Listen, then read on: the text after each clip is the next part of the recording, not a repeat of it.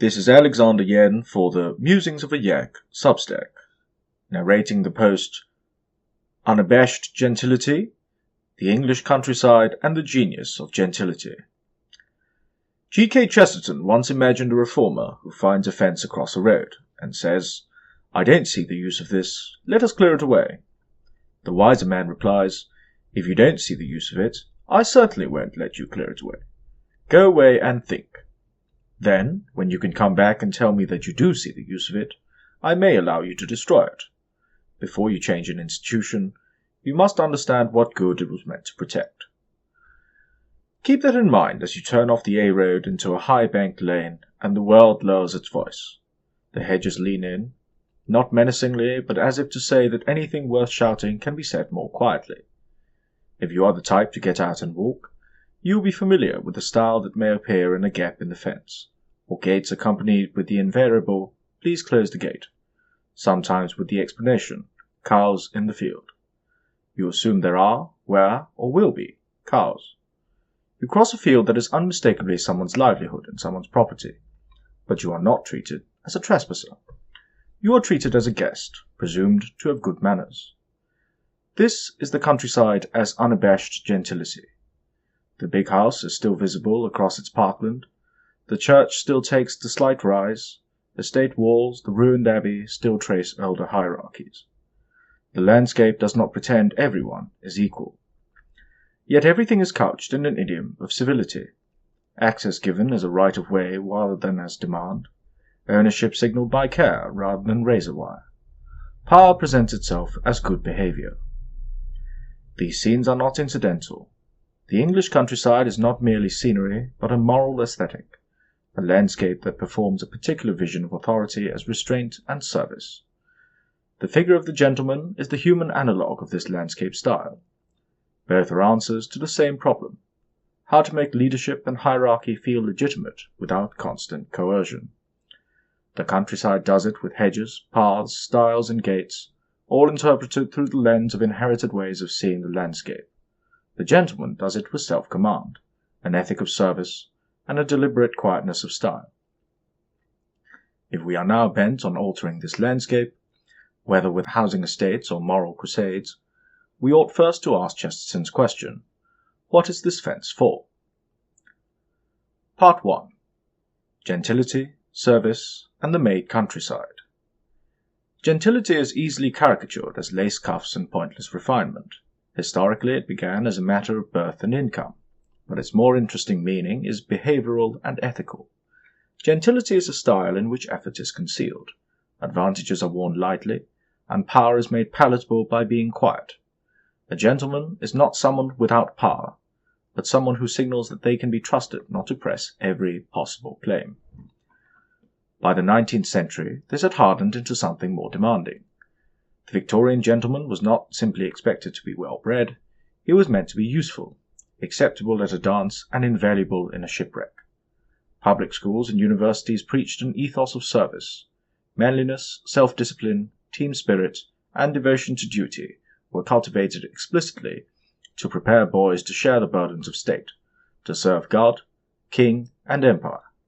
The gentleman was not just a person with manners, he was a person trained to lead, on the understanding that leadership was a form of service.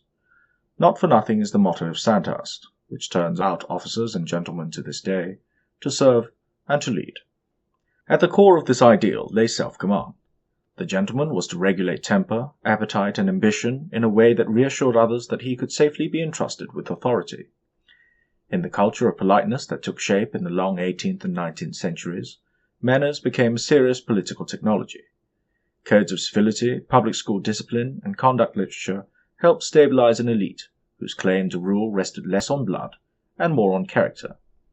Restraint and service became public claims. I deserve my position because I do not abuse it, I use it for others. That ideal was, of course, frequently betrayed, but as a standard it mattered. It provided a way of talking about legitimacy. Power that did not serve was no gentleman's power, and, in theory at least, unworthy of deference.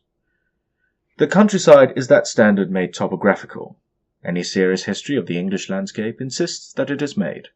Field systems, parish boundaries, hedges, lanes, and settlement patterns are the fossilized remains of monastic granges, open field agriculture, enclosure, and estate reorganization. The surface calm sits atop centuries of reallocation and struggle. Yet to the casual walker, the countryside has the opposite effect. It feels effort-free. Hedges and dry stone walls seem to grow exactly where they ought to be. Footpaths follow routes that seem, somehow, obvious. Villages sit in folds of land that look natural. Labour, conflict, and decision have been naturalized into inevitability. The result is that landscape breeds like character. English culture has long cast the country as innocent and moral sanity, in contrast to the restless corruption of the city. Let other men make money faster in the air of dark-roomed towns, reads Vaughan Williams' Pain to the Countryside, Lyndon Lee. Once you have absorbed that story, a hedgerow is no longer just an ecological border. It is a line of modest self-containment. A church spire over trees is not just a navigation aid. It is a symbol of continuity. The land behaves like the sort of person the English once expected to rule them. Calm, decent, self-controlled, and notionally devoted to something beyond self. This alliance between gentility, service, and land was not merely metaphorical. 18th and 19th century improvers did not simply milk their acres, they remodeled them. Older, rigid field systems gave way to sweeping lawns and serpentine lakes. Avenues and ha-has were laid out so that views could be composed like paintings. Theorists of the picturesque treated landscapes as something that should be judged and altered by artistic standards. Taste in this world was not mere preference. It was a claim about how things ought to be arranged. To shape land beautifully was to assert that you were the sort of person and class who could be trusted to rearrange the world responsibly. The estate in itself was a model polity. The squire was not just an owner, but a supposed steward, the fine old English gentleman, dispensing charity, enforcing order, sitting on the bench, leading the local regiment. The land around his house was a visible proof of his fitness to do so. An estate laid out in good taste and kept in good order was an argument that hierarchy, in the right hands, produces harmony, that those on the top can be trusted to tend what they control. The countryside as a whole still carries the afterglow of this aesthetic and ethical claim. A well-wooded hillside, a winding lane, a farmstead tucked into a hollow. They all come to look as if they were part of a single, gently curated order.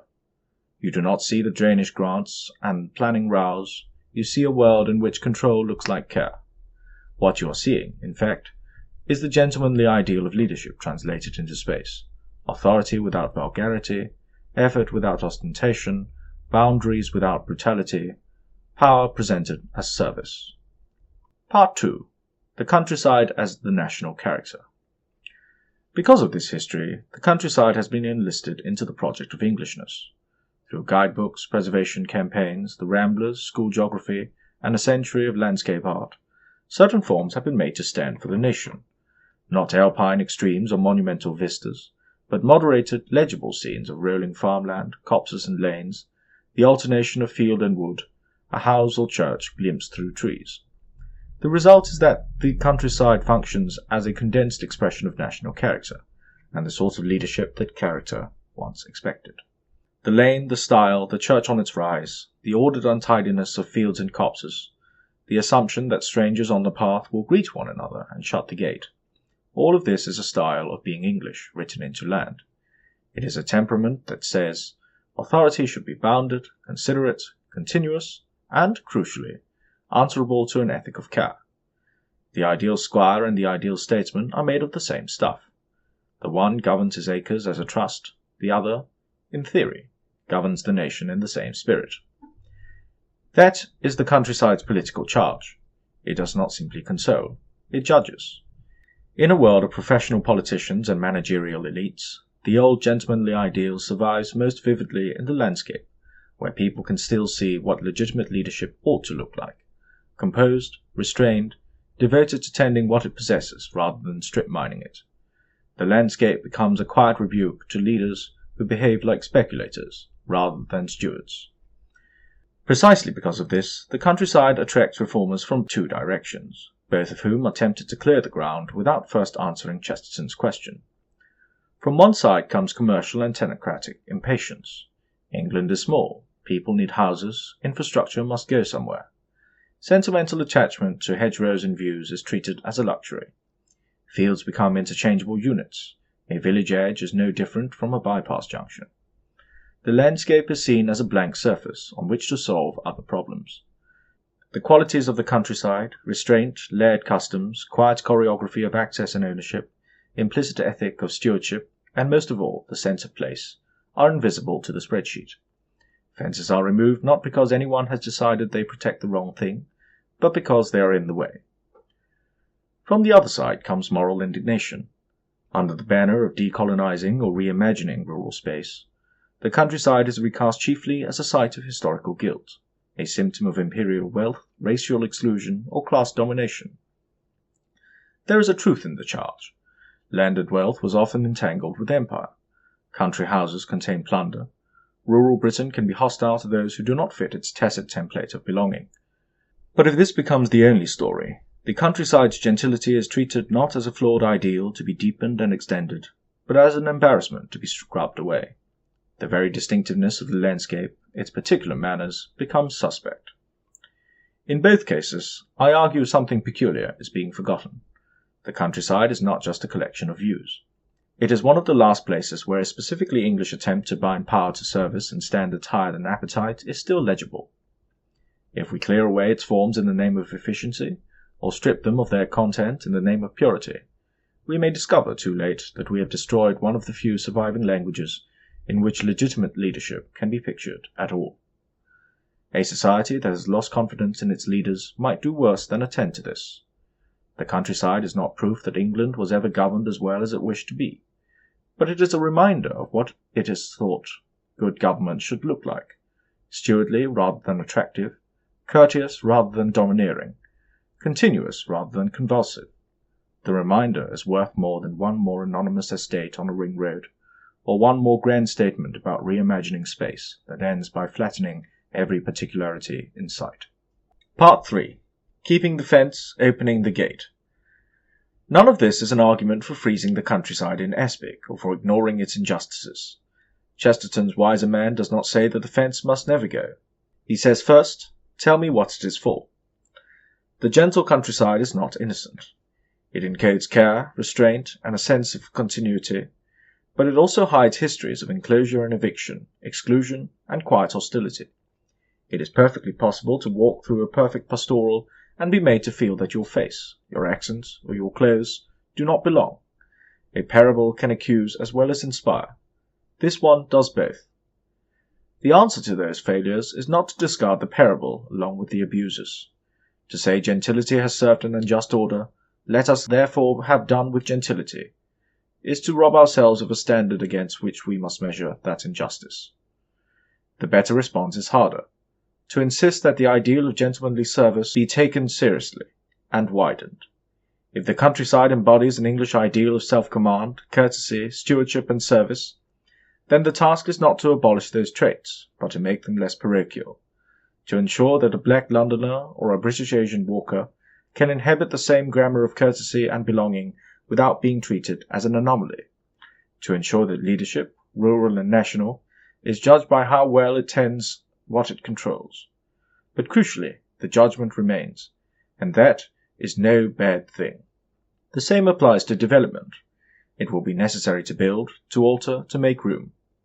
But if we understand the countryside as a gentle achievement, then the burden of proof falls on those who wish to replace hedges with bypasses and footpaths with distributor roads.